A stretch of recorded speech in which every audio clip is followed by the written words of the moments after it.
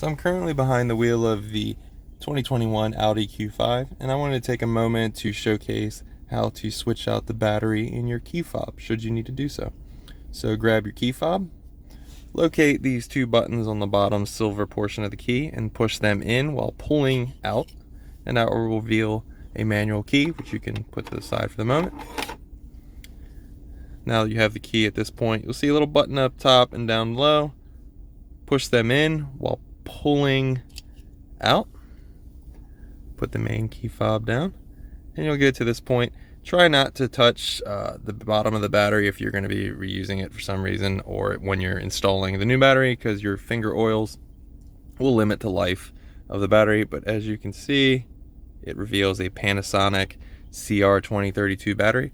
If you need one, I have a link in the description below for where to get one on Amazon. But pretend that I just switched out a new battery, which I do not need to do. You're going to basically be doing the reverse. So flip it upside down again, slide it back in.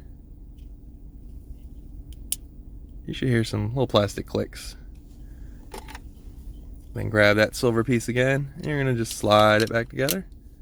You're going to hear an audible click, and you're good to go.